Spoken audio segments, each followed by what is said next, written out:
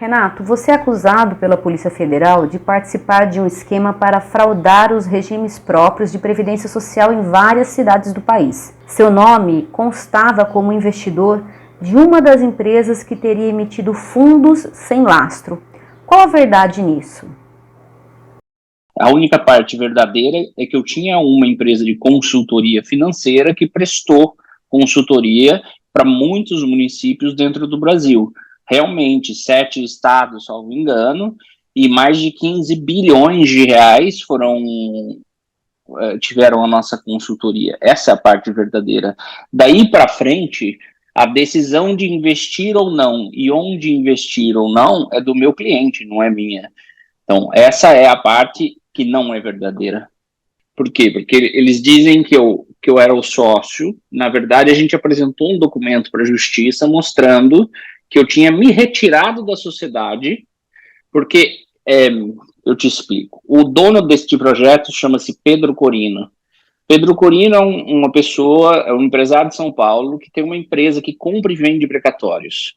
Essa pessoa veio até mim e falou: Renato, você não quer investir dinheiro seu, da sua família, comigo? Eu falei: claro que eu quero. Quanto isso me dá ao ano? Eu acho que você vai conseguir 20% ao ano, mais ou menos, de remuneração. Eu falei: eu vou investir 200 mil reais. Esse é o meu target. Eu consigo fazer esse investimento com você. Quando a gente decidiu montar essa empresa, foi para esse investimento de 200 mil reais. Depois, eles decidiram que eles queriam fazer, ele e o outro sócio, ou seja, éramos em 3, eles decidiram que eles queriam fazer distribuição deste fundo para fundos de investimento para RBPS. Clientes, alguns clientes meus, outros não clientes meus. Aí eu disse para eles: se vocês forem entrar na área institucional, não me interessa. Me interessa para investimento de recurso meu, não me interessa para investimento de cliente. Então vamos fazer o seguinte: eu me retiro. E foi assim que aconteceu. Eu me retirei das empresas, pedi para que eles assinassem um documento de que eu nunca tinha feito nenhum ato de administração das empresas. Eles assinaram, reconheceram firma e a gente juntou isso, fez o arquivamento na Junta Comercial de São Paulo. Essa é a minha prova. Então, eu me retirei e ainda pedi que eles me isentassem de qualquer ato de gestão dessas empresas. Por isso que essa acusação da PF não condiz com a realidade. Na verdade, da PF nada condiz com a realidade. O que você poderia dizer sobre a denúncia do advogado Eli Cohen, que foi a base do processo contra você? Eli Cohen foi quem construiu esse processo contra mim dentro da Polícia Federal. E ele recebeu para isso. Hoje, eu posso dividir com você um vídeo e áudio dele se desculpando para mim por tudo que ele fez. Ele me chamou no final do ano passado, pediu desculpas, falou que agora que entende melhor o processo financeiro, ele jamais teria me culpado e me colocado na situação que eu estou. Entre essas coisas que foram gravadas, ele conta como a delegada Karina Murakami armou essa prisão ilegal para mim, aqui na Itália.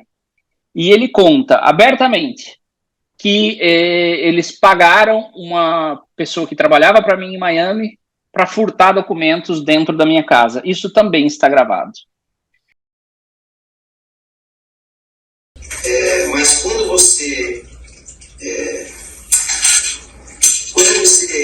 conseguiu derrubar aquele primeiro pedido, eu estava defendendo um delegado de Polícia Federal lá no PAD. Aí eu cruzei com a doutora Karina, e a doutora Karina ficava puta porque tinha derrubado lá o pedido.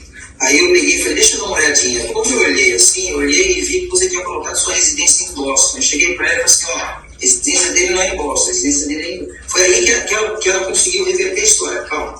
Quando ela reverteu a história, ela pegou no outro dia era um procedimento todos os dias. Outro dia ela encontrou comigo e ela falou: ó, amanhã você vai ter uma surpresa.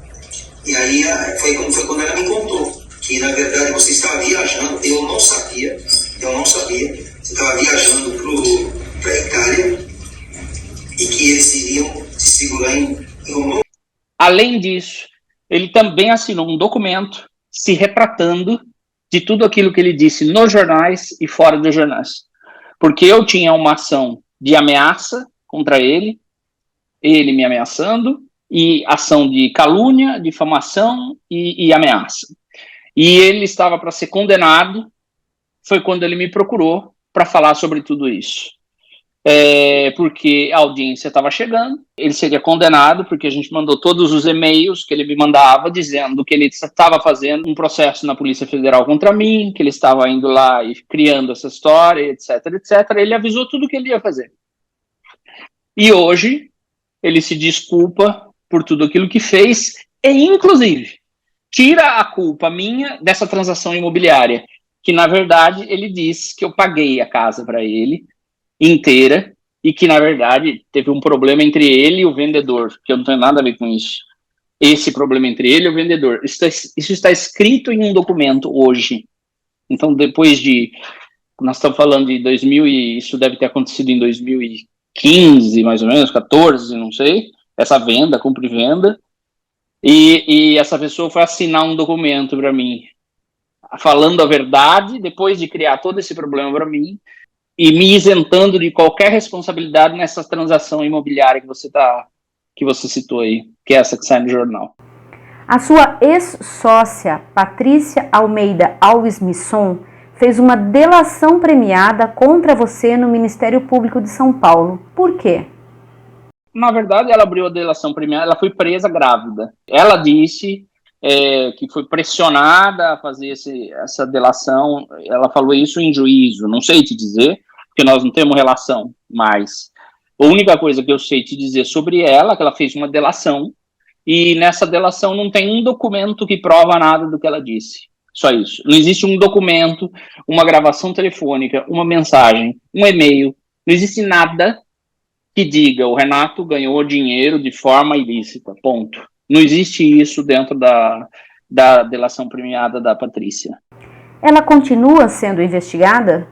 Quando ela fez a delação premiada de São Paulo, ela recebeu a imunidade de não ser processada em São Paulo. Aí processaram ela em Minas Gerais. O advogado dela falou, olha, ela tem uma delação premiada em São Paulo. A juíza de Minas Gerais tirou ela do processo de Minas. E daí nós tivemos que entrar fazendo uma solicitação e dizendo, desculpa, excelência, as provas que ela disse que tinha em São Paulo, ela não apresentou em São Paulo. A senhora não pode retirar ela do polo passivo aqui em Minas Gerais, porque ela vai ter que apresentar prova para falar mal do Renato, falar mal de qualquer outro.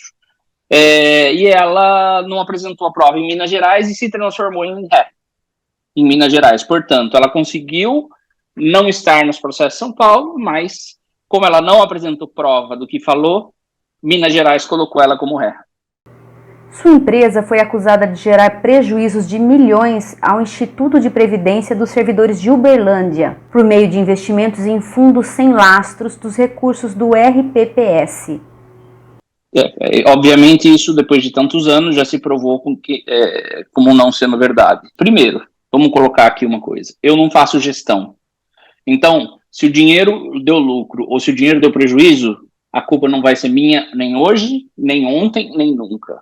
Esse é o primeiro argumento. Segundo argumento, desse dinheiro que eles dizem, esses 300 milhões, 220 milhões já retornaram, porque eram bancos normais, ou fundos de investimento independentes, eles pediram um resgate e o dinheiro voltou.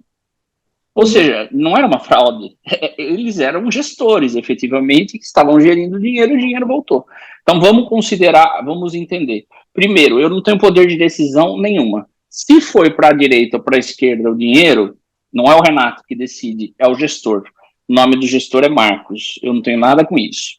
Este gestor já, inclusive, alegou isso na audiência que ele teve em Minas Gerais. Ele falou, Renato nunca decidiu nada aqui.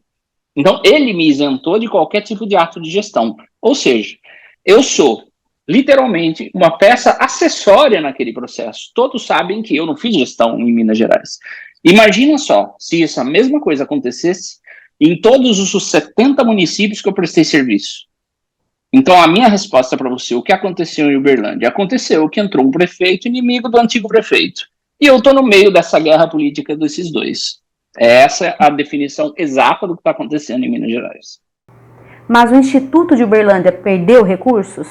Eles têm um patrimônio de 1 bilhão. Eles tinham, na época, investimentos em 30 fundos de investimentos. No meio desses 30 fundos, tem fundos que renderam muito bem e fundos que não renderam bem, e fundos que perderam, efetivamente. Porque é normal do mercado financeiro.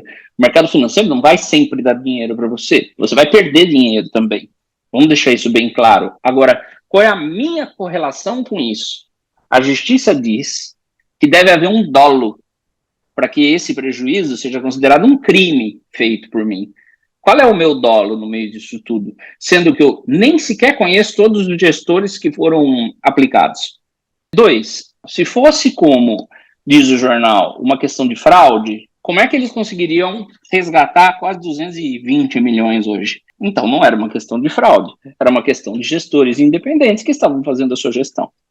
Então esse é o ponto claro. Houve algum tipo de fraude ou roubo, como a palavra que você usou, houve algum roubo?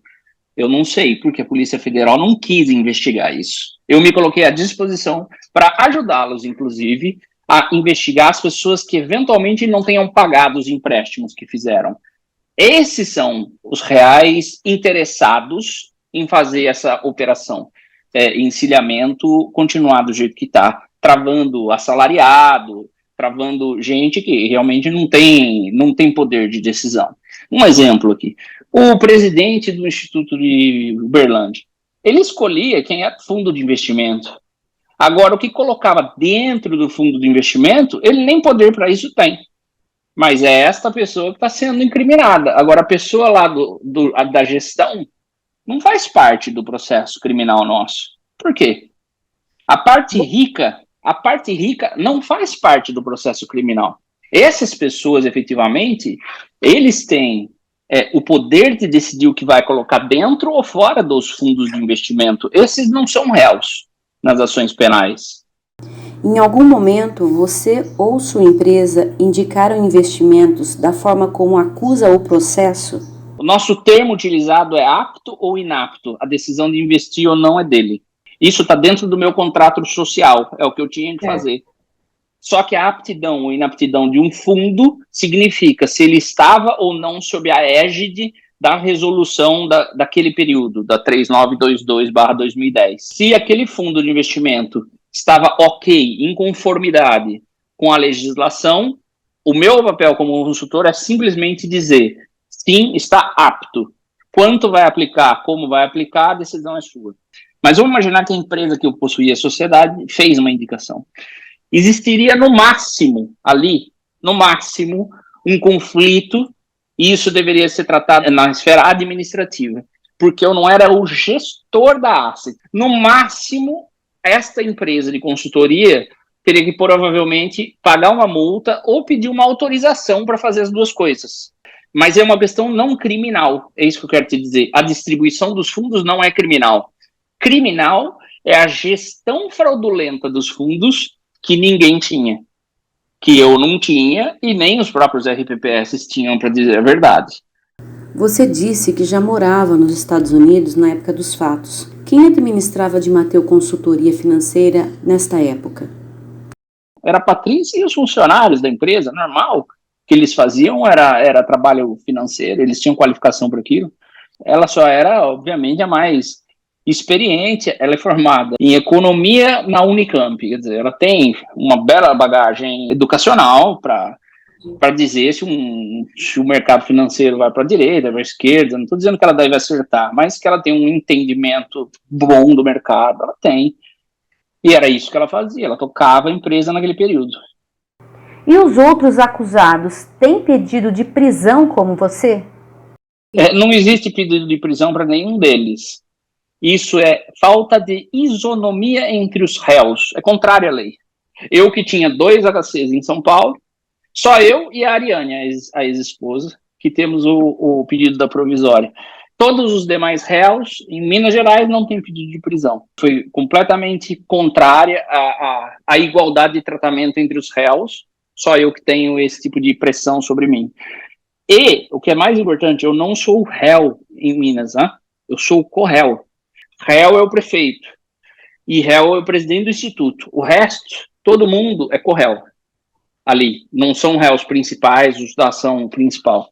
Então, hoje, a ação principal deles é o corréu, são, né, o presidente do RPPS e o prefeito. Por que você afirma que está sendo perseguido pelo MP de Minas Gerais? Por que eu enxergo isso? Porque todo mundo sabe que eu não fazia gestão em Minas Gerais. É público e notório. Os outros réus sabem e disseram que eu não fazia gestão ali. As testemunhas disseram que eu não fazia gestão ali. Eu chamei 2 gestores de banco, são essas assets independentes, e eles confirmaram que eu não fazia gestão ali. Tem as atas de presença mostrando o nome das pessoas que foram lá distribuir o fundo de investimento e demonstrando que não fui eu quem estive ali. Então é por isso que eu posso alegar, porque o processo todo está contrário às provas que eu apresento.